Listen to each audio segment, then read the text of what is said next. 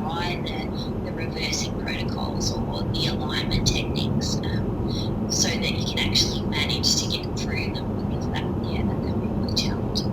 Yeah, and do you like the 10s as well? Yes, I love the 10s. Yeah, I used it myself in both my labours, and I would highly recommend it. I think they're brilliant.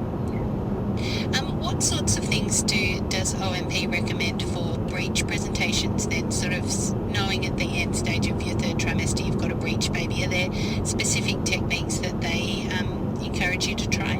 Yeah, so again, that would be under the reversing protocol as well, so using the forward leading inversion. And I think it's really important to note with that too that, that you're doing the techniques properly, because I do see lots of pictures out there of people doing them, but just making sure that you're actually creating that A shape, for example, because if the angle is too small, you're actually closing off the opening to the pelvis, so it's kind of counterproductive to what you're trying to do.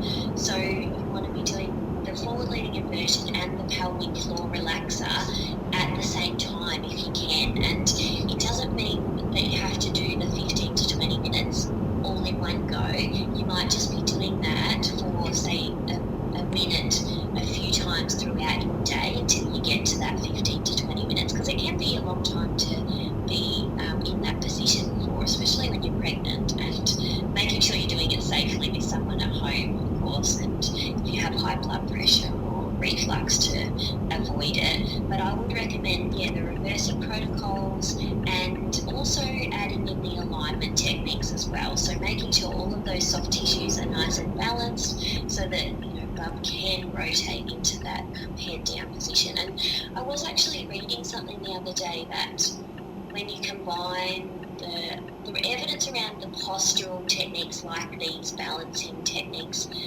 alone for breech babies, I don't think there's been a lot of studies done on that, but when you combine the techniques and something like moxibustion, it has shown to be more effective in getting babies into that head down position. Yeah, and you also practice acupuncture, so I assume you'd incorporate that with your women as well. Yeah, I do. It's actually a really nice fit together. Yeah, combination. Yeah. I think understanding too that your baby can rotate and move throughout the labour is so important to keep in mind, particularly when you, again on the podcast, women have said, so I was 6 centimetres and then the midwife said to me, or the doctor said to me, so it's going to be at least another 4 hours, and that's based off some very old data. I know that I think the old data